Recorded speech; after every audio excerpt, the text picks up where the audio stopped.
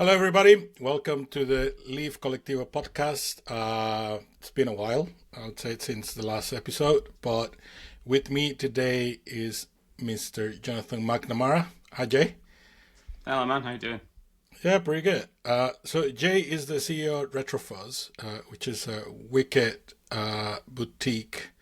I don't know, how would you describe RetroFuzz, apart from wicked? Well, yeah, wicked first and foremost, primarily. Just let that word sit there for a while. I guess the thing for us is, my partner Matt and I, we've been working together since kind of 2003-ish, so 20 plus years on the clock of working in digital. We've kind of, RetroFuzz has been like an agency, just the two of us. It's grown into an agency with like 28, 30 of us. And ultimately it's kind of come back down again, with various changes in the landscape and COVID and all that kind of caper has, got us back down to the place now where it's just the two of us again. The key thing these days is obviously we're very e-commerce focused, hence working with yourselves and coming on the podcast today. We've worked with all kinds of people throughout that time. So, we started off working out a lot in music, doing a lot of design and development work. We've done a lot of campaign work, a lot of branding work, I should say. And we've always kind of been right next door, adjacent to digital and kind of, making it pay ultimately or delivering a return on it. And ultimately what that's kind of led to us doing is, falling down, working for brands that are doing e-commerce. So we started working on, brands in probably about 2010, I want to say, something, maybe even before that. So we worked with people like Wrangler and Lee and Adidas, Eastpak, all those kinds of people on kind of design projects and e-com projects.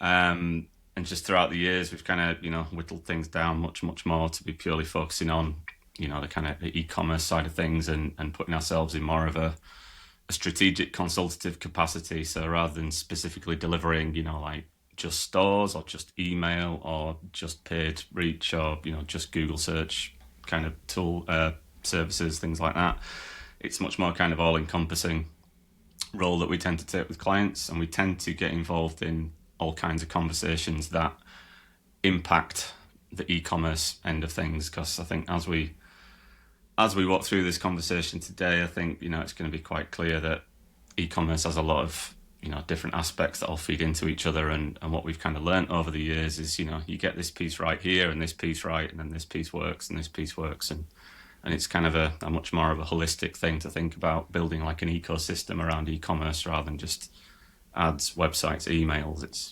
everything around it. It's customer service, it's fulfillment, it's, cost of goods for sale, all that kind of stuff. So we kind of occupy that position with our clients where we're really tight with our clients, kind of on a daily basis, working through, the this week, this month, this quarter, this year plans, and kind of work with partners, such as yourselves at Leaf, on clients such as those. So yeah, that's us. Yeah, and, it's funny because, both of our companies have a similar background in that. We started in music. That's how we got connected in the first place many years ago. And we're now riding very much the wave of e-commerce. And I think, both companies have been able to build on that expertise of working with, it doesn't get more customer and fan base as music, I would say. And then, I think both companies learn very early on the commonalities between the two spaces. Music is probably, like one of the most quintessential direct-to-consumer plays there have been. And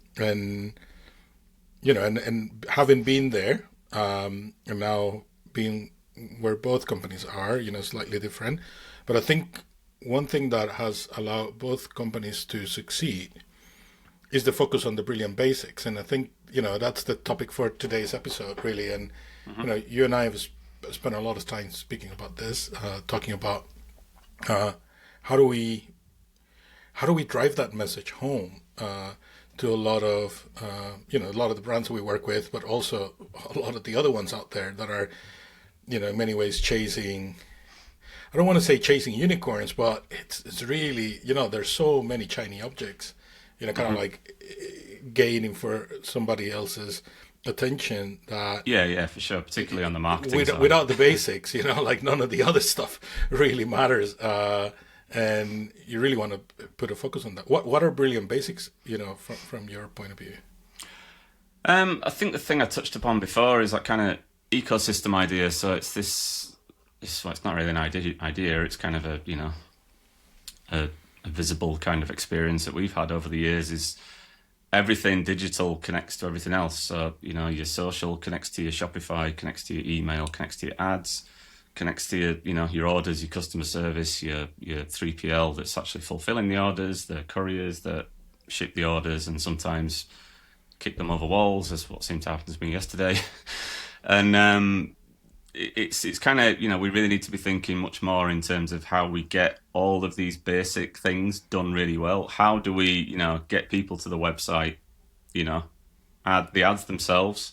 If we're going to run ads, they've got to be simple, they've got to be really clear, they've got to show off the product well, they've got to communicate the value or the benefit of the product.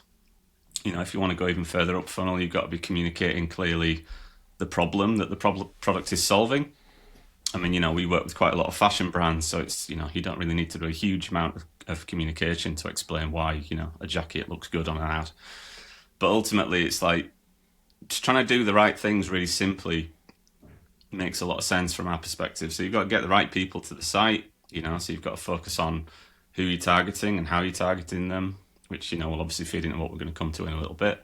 You've got to get people to the site, and the site's got to be really, really simple and obvious, and people have to be able to understand it. Like we always look at like site navigation, for example, as almost being like, a single page A4 menu in a restaurant. It's like you immediately orientate yourself around what's available and what are my options, and am I in the right place is kind of like the first thing that I always think people need to think about when they're looking at a website. So, people need to click an ad or an email or come in via a magazine ad or whatever kind of outreach we're doing, and get to a site that reassures them that they're in the right place. And then we've got to show them the basics of what we've got available. So, if we've got products, it's like, are we doing gender splits? Are we doing, clothing type splits, that kind of thing?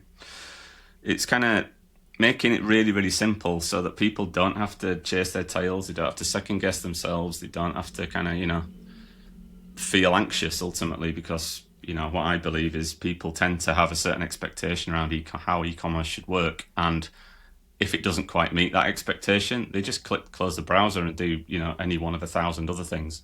So really it's just about kind of getting out of the way, making the journey as simple and informative and easy to use as possible, and getting people to the place where they understand the product first and foremost, they understand the value it has, they understand the price it has, they understand when they're going to get it. It's like so basic and so simple, but so many people don't seem to focus on it. So, and then it's once you get to that kind of add to cart button, it's like, when's it going to arrive? How long is it going to take? What happens after I've added it to cart and made a purchase? It's all these kind of really, really basic, simple things that, we need to get lined up. I mean, in the case of RetroFuzz, it's interesting because you guys go probably a step further, if not like 2 or 3 in this space. And I think this is one of the key differentiators that sets you guys, against a lot of other ones. And I don't know how many would there be out in the market that are like you guys, because you guys really get, really ingrained in, or go down to the weeds, in many ways of what you're building and who you're supporting.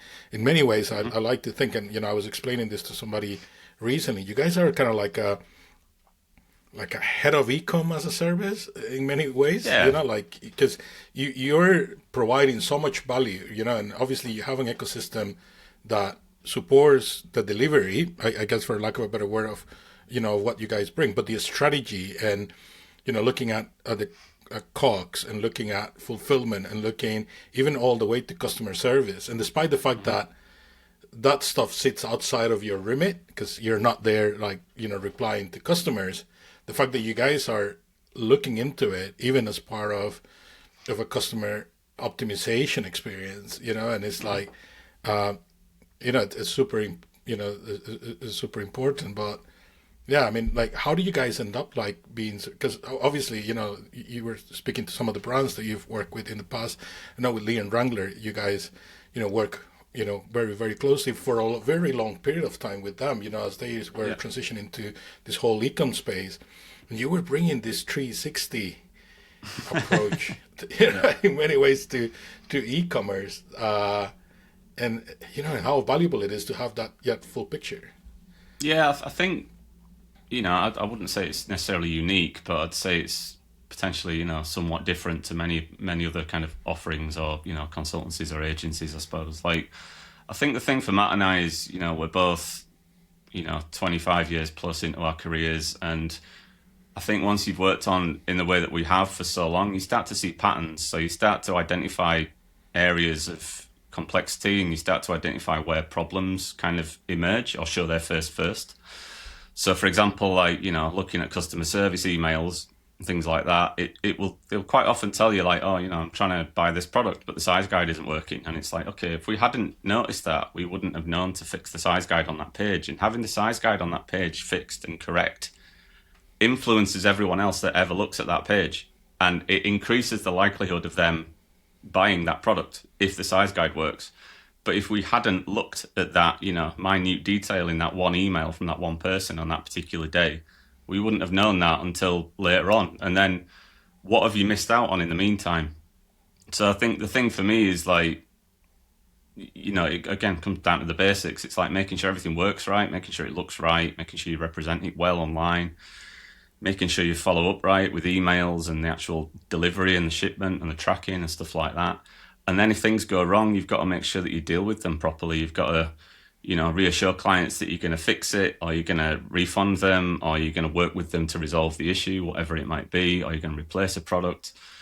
And it's like all those points where customers touch the business, they're quite peripheral, they're around the edges, but ultimately that's, the money comes from the customers. So it's really about kind of making sure that it comes from the customers in the easiest possible way and removing any potential blockers. So like, for example, we're working with a brand at the moment and, we're kind of in the process of leveling up all their assets for their products because their product assets have been, fairly standard flat shots for a long time. And what we saw in the customer service emails and in the reviews that people left and things like that, and in kind of post-purchase surveys and things like that is, people are saying it would have been great to, we have a question in there that just says something like, what nearly prevented you buying today?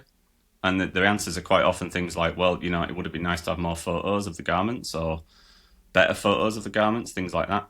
And again, that tiny insight there, if you start to see that, build up, so out of every 100 surveys we get, we might get 10 people mentioning that. You're like, that is something worth, exploring and investing in and leveling up. And ultimately, I think, this kind of ties into the unicorn angle that you mentioned briefly earlier is investing in better assets for your existing products is really boring.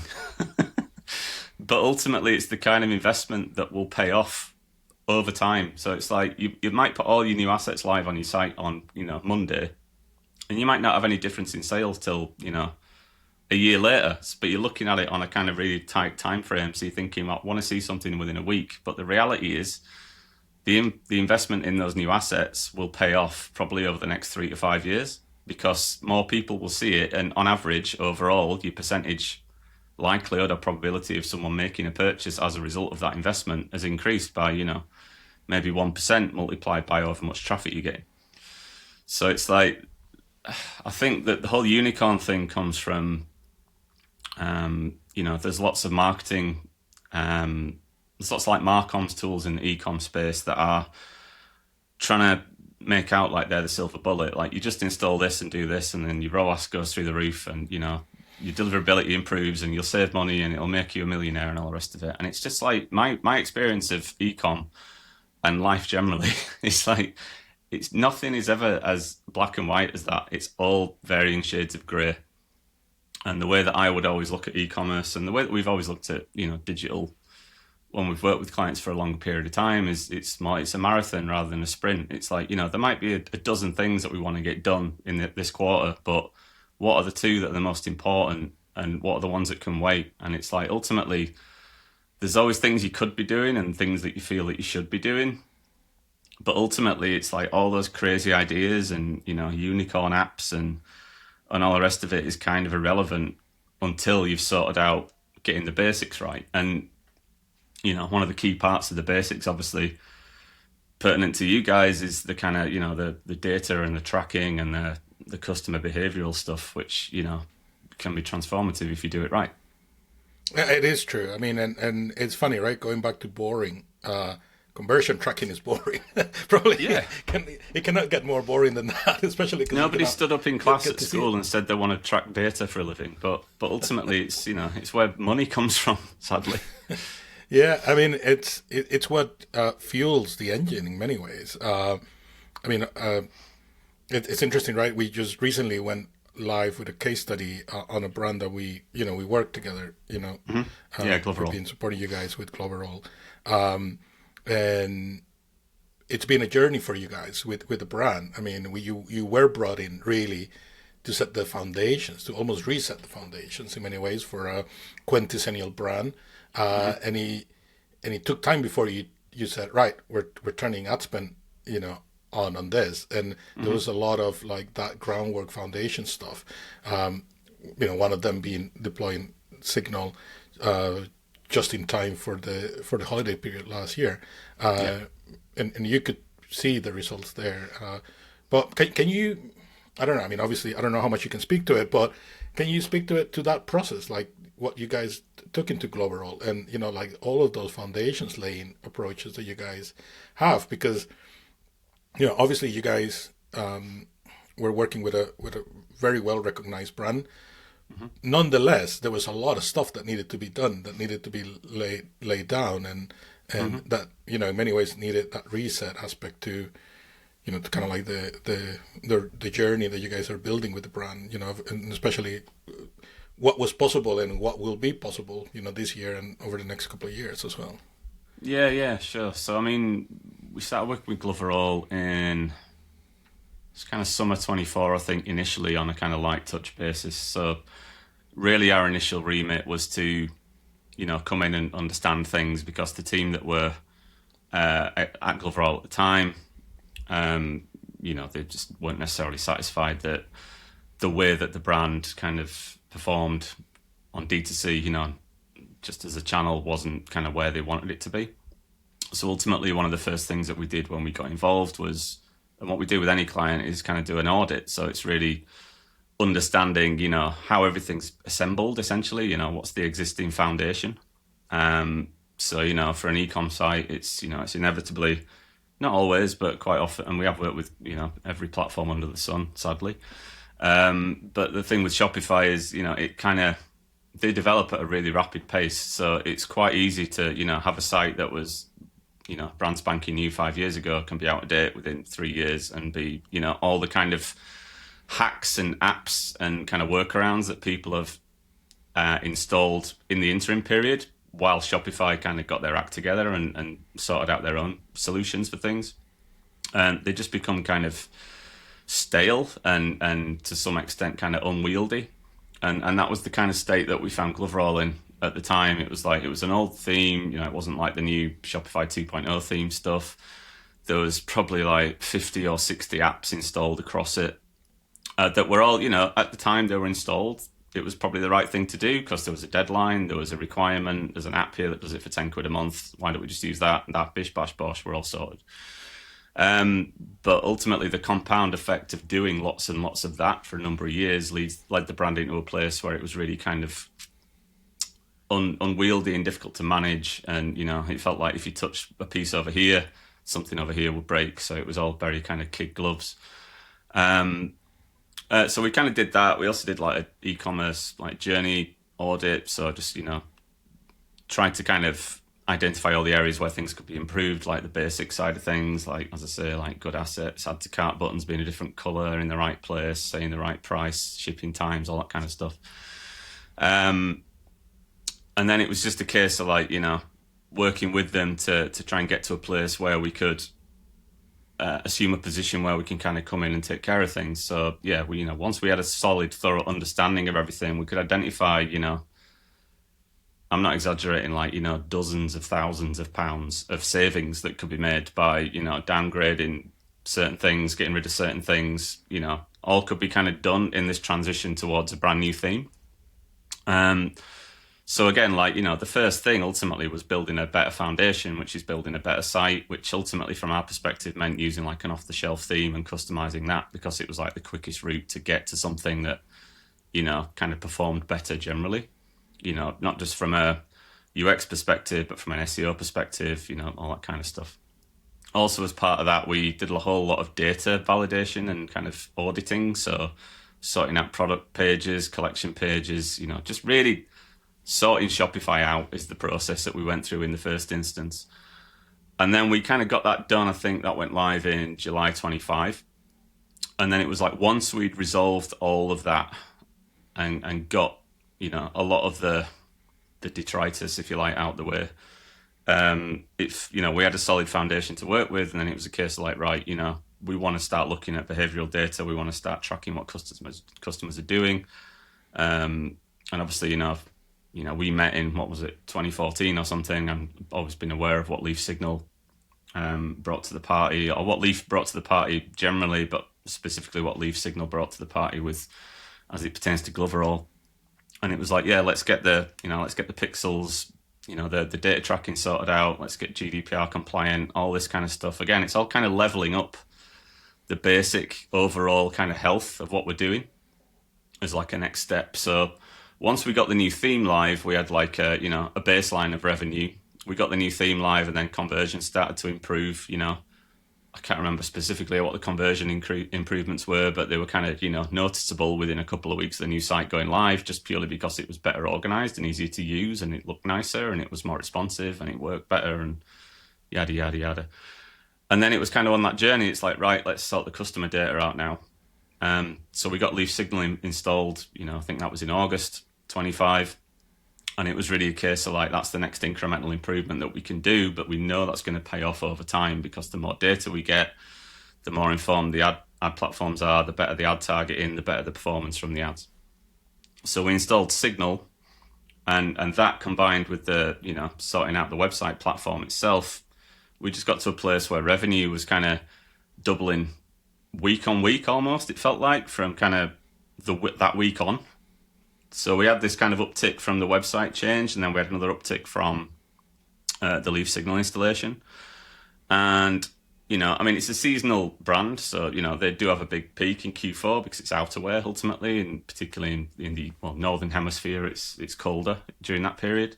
So they do traditionally have a peak. So it's like, I wouldn't necessarily attribute everything that we did as being directly attributable to, the new theme and Leaf Signal. But at the same time, those two things improved our chances improved the probability of people buying something every single time they came to the site from that point onwards. And the more people came to the site that we got the data for, the better the tracking on the ads became. And it's kind of like compound interest. It's like you're feeding in lots and lots of good stuff all the time, or the right stuff all the time. And ultimately it compounds over time. And that's what we saw. I mean, you had a few stretch targets along the way going into the end of the year last year. And I was pleasantly surprised seeing how close, that happened, and how much validation that actually the whole plan, because it's seeing it come together, right? Yeah, we had like a full year target for 2025. And we only really got properly feet under the table in June 2025, kind of mid-June. So basically half the year had gone by that point. And the target had always been referred to as like, it's a stretch target. Nobody believes we're going to make it. It's a fantasy. Don't worry too much about it. But, that's like a red rag to me. I'm like, no, that's the target. So, we're going to measure ourselves against that. And then, once we'd sorted the site out, once we'd got Signal involved, once we'd actually started, doing things right, or doing the basics really well, we got within, 1% of hitting it for the whole year. But after only, we only like 6.5 months to get there. So, I'm a true believer in sorting these basics out, particularly for a brand such as that. It feels more like you need to get out of the way of the customer rather than, do anything special for them. It's like, just make it easy and obvious and make it enjoyable for them, you know, and welcome the feedback. And I think this is something that you guys are great at, right? Welcoming the feedback. However hairy it actually is, because oftentimes we could tend to not welcome feedback, for lack of a better word. Like we tend to hide behind feedback. Like nobody likes it, and but ultimately, it's a gift. Because however it comes, like somebody took the time to provide that feedback, and you need to own it. And the best thing that you could do is taking it constructively and figuring how you can actually improve. Because ultimately, at the end of the day, and I remember this back in the day of the Leaf music days, it will hurt, like whenever we would release something that had a bug or whatever, we're like, all right, we're going to lose all of our clients, all of our users. But, and even more so now, right? Leaf Signal is responsible for millions of pounds worth of ad spend, means, the harnesses that we have to have in place of quality assurance are super important. But you welcome that feedback, because that feedback only gonna allow you to do better. And I remember a few months ago that you and I were talking, and you were evaluating the comments on ads and the feedback on reviews and products, and actually very much welcoming that as part of the continuous improvement process of a product. And sometimes people don't necessarily take that, or at least not doesn't allow it in that sort of way, right? I mean, it doesn't. It's a cultural thing. And as I said, Matt and I have been working in this space for 20 years plus, 25 years plus each. So we've had our fair share of, meetings didn't quite go your way, or clients didn't like what you did, or, in an e-com context, things go wrong with e-commerce. And ultimately it's like any relationship, business, or, they're all human relationships at the end of the day. And if you handle them humanely, I suppose, you can make friends. It's like, something that immediately comes to mind is like, I go to the football with my dad, big Leeds United fan, season ticket holder for more years than I wish to mention. And all the people that my dad's friends with at football are people that he, started really almost having fights with. But it's like, those points of feedback, rooting this back in e-com, which is what we're talking about. It's like, ultimately, like anger, going back to my therapy days, it's like, it's a problem-solving emotion. Like, people get annoyed when things aren't how they want them to be. So if you're a business that wants to make things how your customers want them to be, it's like, on aggregate, across everything that your customers tell you back, that's your kind of key, that's your roadmap to how to make it better for all of your customers. So if your customers are complaining that your shipping times take too long, it's like, listen to them and just improve it. It's not hard. It's not exciting. It's boring, but it really makes an impact. Like, if you can say, like, buy this today by noon and you'll have it tomorrow, that is such a huge message, and such a, it's not a simple thing to do, if you're the person actually taking the parcel. But there are companies out there like 3PLs who can work in that specific way that you can plug in, like, next week. It's totally doable. And it's like listening to that customer who's giving you that piece of feedback is like, you could dismiss that and forget about it. But again, you take that on board and you implement that, same day or next day delivery type messaging on your site. And then again, the compound return on doing that boring investment or that boring project where you have to move your 3PL from one place to another, it pays off over time, and you will see it improve over time, or we see it improve over time with every client who has had this kind of ecosystem set up in such a way as to actually listen. I mean, you guys are a real breed, though, because you take those boring projects, for lack of a better word, but you make it look so simple, though, as well in the execution, and I'm crying on the inside. What it makes me realize is that, oftentimes people see those projects and they see them as this impossible mammoth, and oftentimes, you live with the stuff that is, you live with the with the worst because of fear of what will happen or how long it would take or whatever. Often, obviously, it's not everything is the same or anything, but I mean, there are partners like yourselves, right? I mean, who turn those boring things into impactful, revenue generating and experience generating things. And I think that's the thing for me. And how does that trickle down? Because again, everybody, funny enough, this is probably the first podcast that we have done in a while with the word AI has not even come into the mix, because. And that's where people care about these days, right? AI this, AI that, AI. It's the latest buzzword, and it's what everyone's having slammed down their throats as the next big solution to everything. And if you just do this, then you'll be a millionaire. And it's like we haven't talked about AI in the whole in the last half an hour, and that's so refreshing, because it doesn't mean it's not important, but none of that will matter, if all of your brilliant basics, your foundations are not set in place, right? I mean, and I think that what you guys, excel at, is actually elevating those boring things to, to things that are shiny, in many ways. Yeah, for sure. I think the thing for us is, I look at these points as, yes, it's not particularly exciting, but ultimately, businesses and brands exist to make money.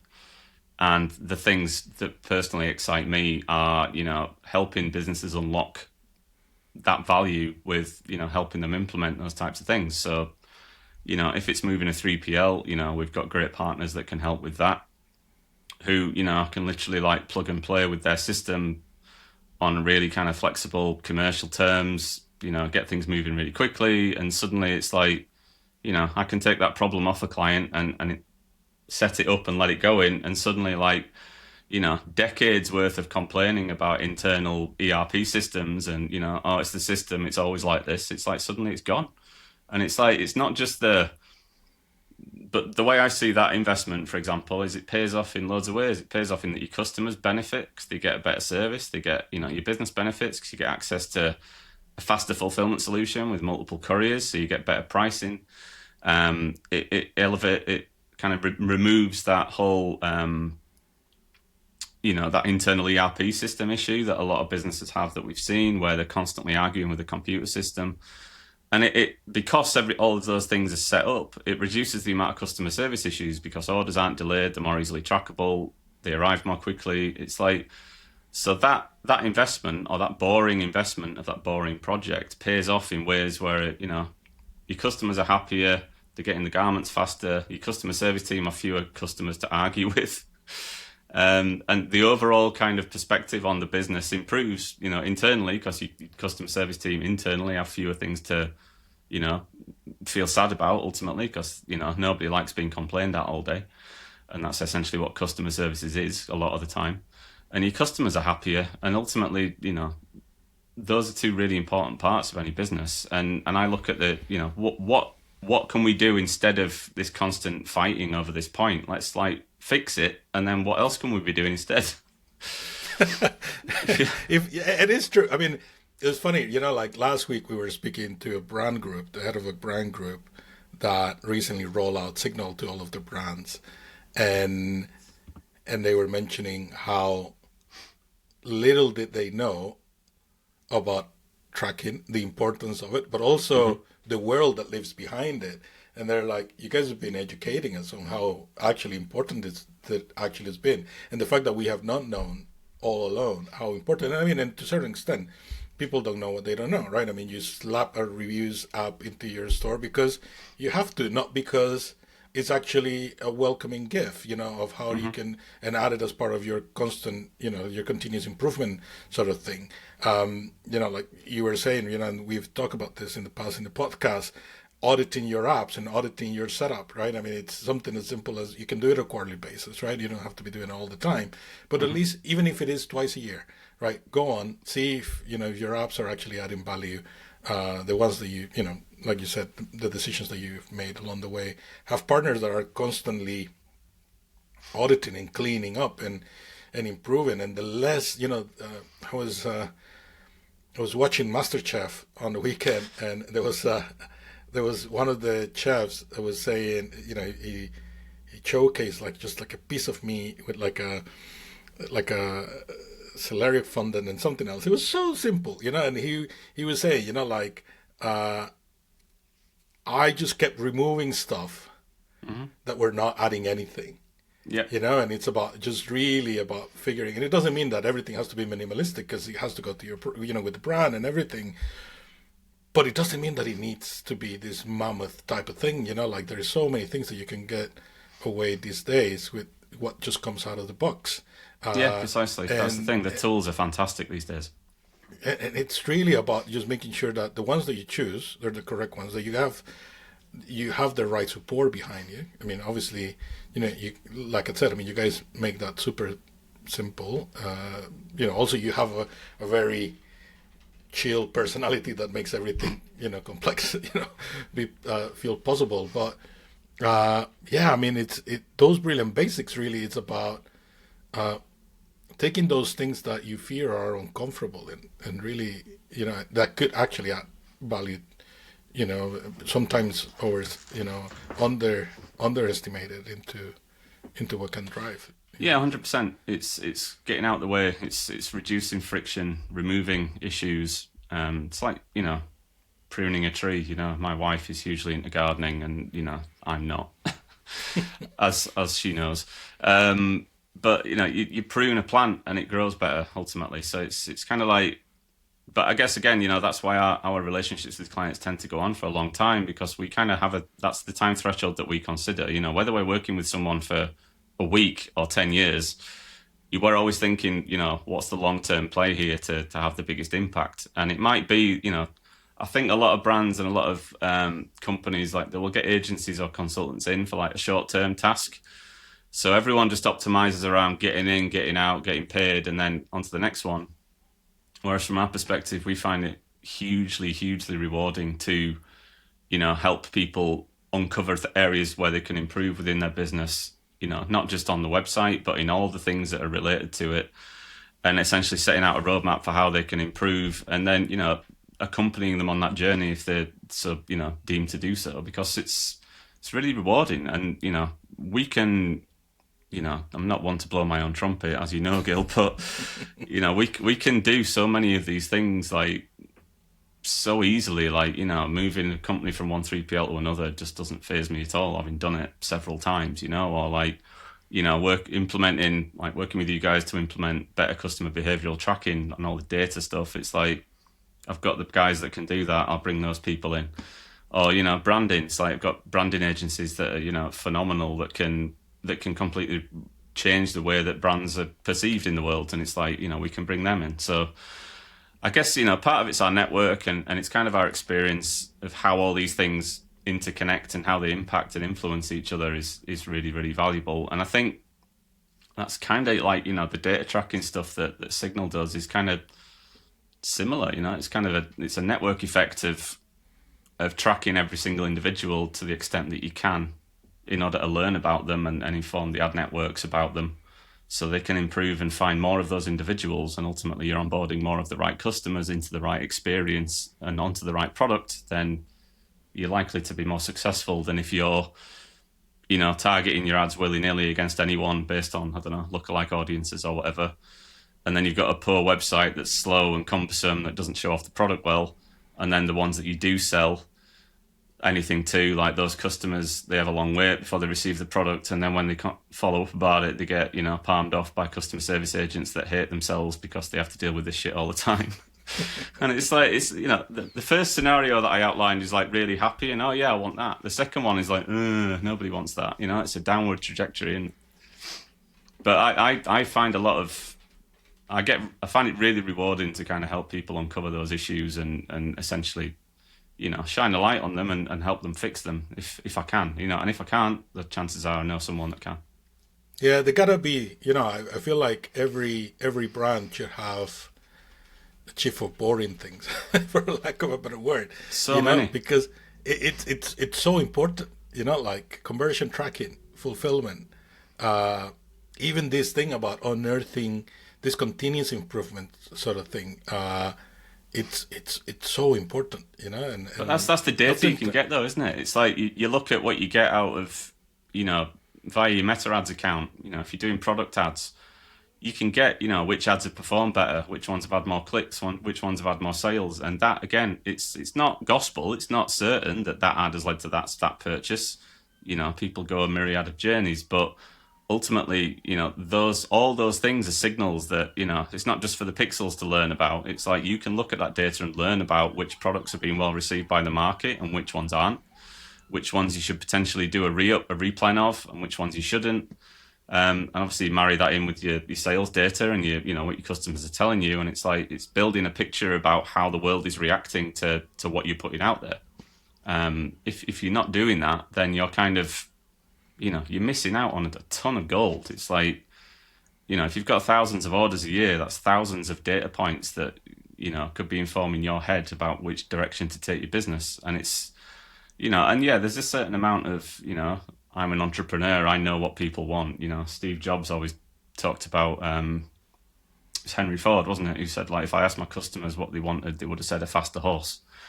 And it's like, well, no, solved a different problem. So there's always that balance of entrepreneurial, creative thinkers will always think they know best, and they will always have like a lot of conviction in their ideas, which is always going to be necessary. And I will always, support and believe in those types of people.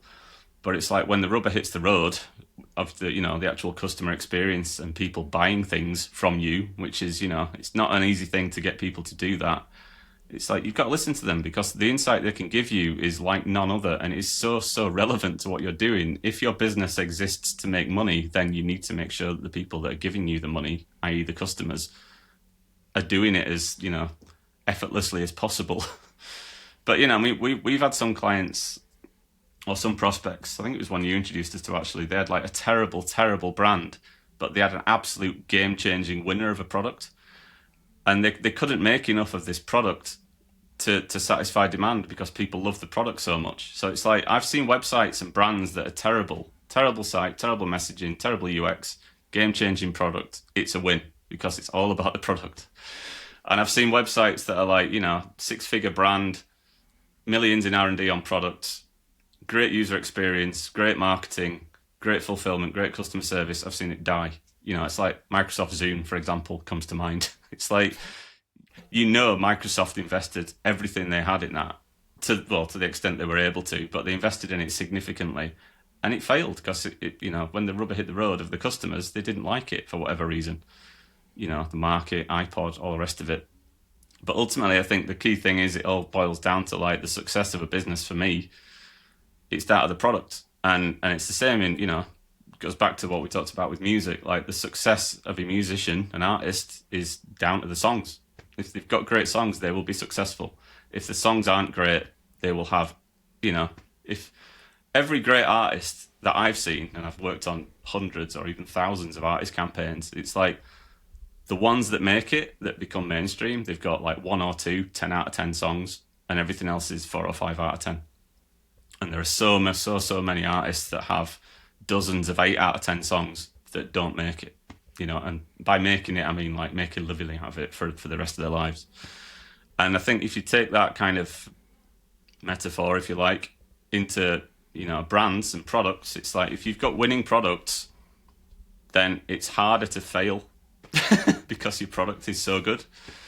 So, but it's like if you've got a winning product and you're doing all this data collection, you've got a great website, you've got great fulfillment, great customer service, great, culture in your business, great marketing, all these things add to it. And it's like a force multiplier of the product, either way. So if you fix all these things, and it's, it's compound interest positively or compound interest negatively because you don't fix them. So it's kind of, trying to shift the perspective of how people think about brands. Because I think a lot of agencies and a lot of marcoms, tools, providers, apps, they all make out that their thing is the silver bullet that will fix it. But ultimately, it's not about just doing one thing well. It's about doing dozens of different things really well, or, setting things up like Leaf Signal, where it's like set it and forget it. It's getting all your data, and when you want to do ads, you can be certain that your ads will be, will have learned who to target, when to target them, how much you should be spending, who's buying what. It's, it's kind of a real significant leveling up, I think, in terms of how Meta and Google Ads should be run. Yeah, 100%. You've delivered a lot of wisdom today, Jay. Is there anything... Oh, I've got more, mate. I've got more. Is there anything like that you will say, right, if there is one parting, sentence, what would that be? So for anyone listening to this podcast who is feeling sad about e-commerce, I think the purest and simplest representation of what it is that your product does and why it's important and what problem it solves, if it solves a specific problem, and kind of figuring out how to communicate that as simply and eloquently as possible on your website, in your ad copy, in your product pages, your collection pages, your emails, in everything that you do.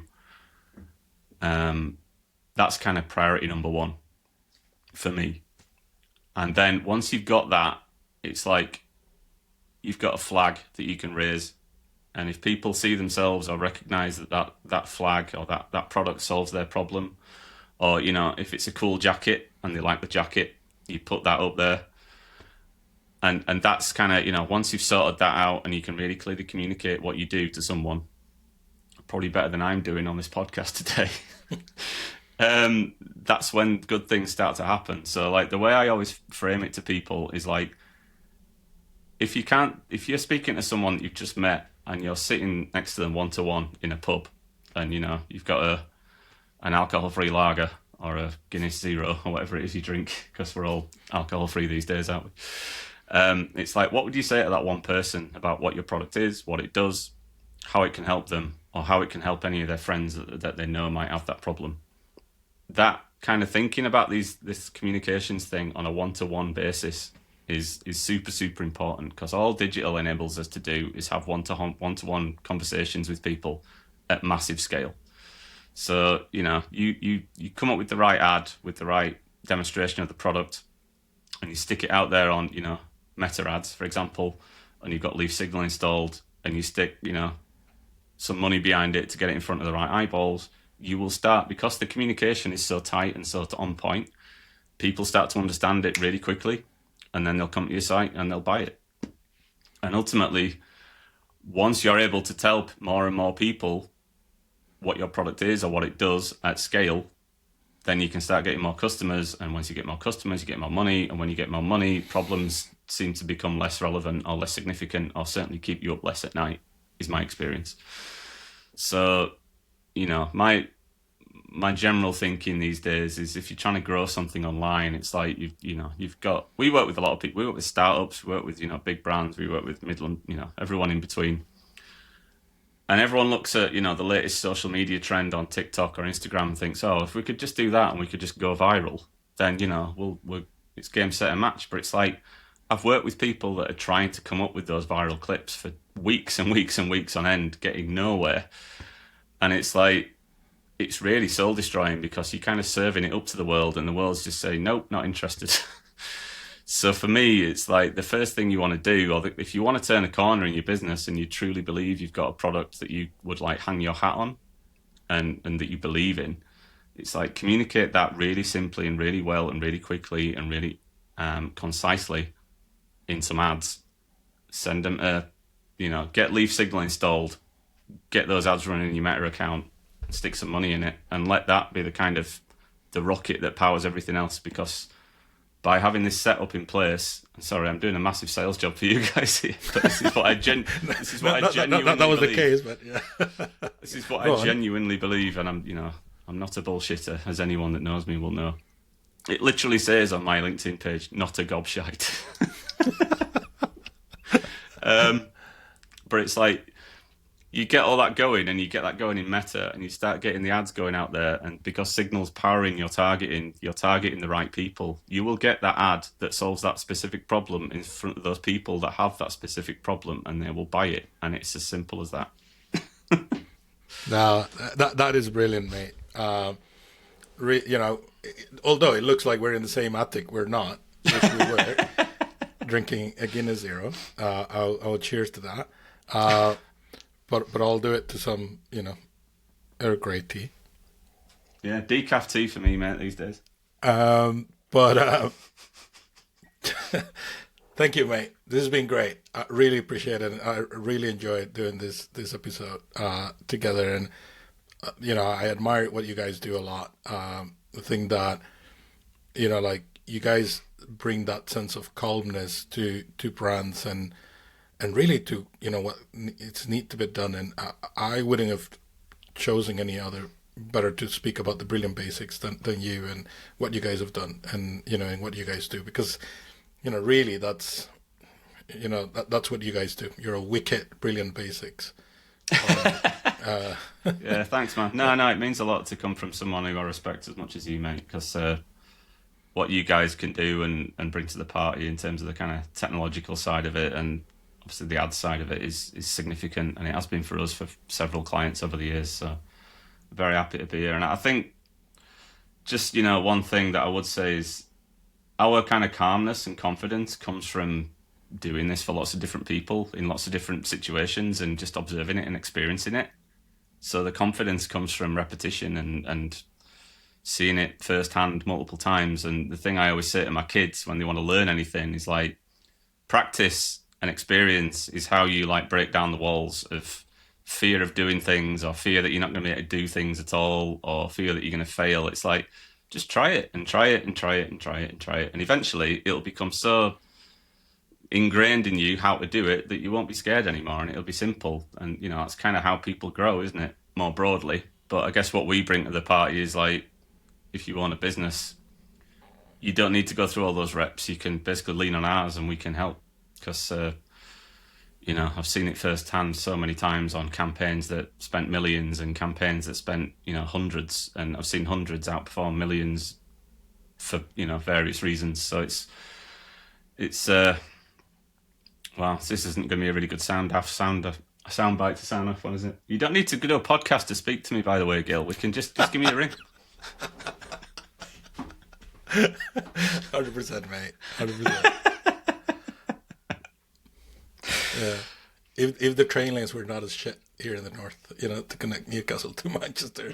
Yeah, I know, man. I know. But no, appreciate it, mate. Thank you. And for everybody, this has been a wicked podcast with a wicked partner. And I hope you've learned quite a bit from today.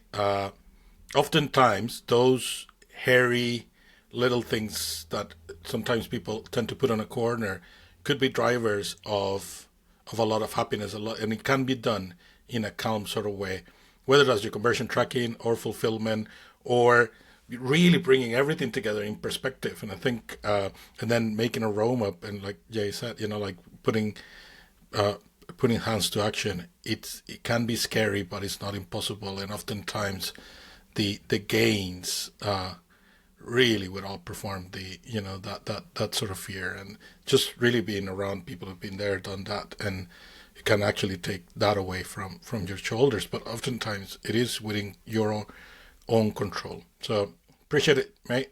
Thank you, and see you everybody into the next episode. So this has been the Leaf Colectivo. Cheers. Cheers, man.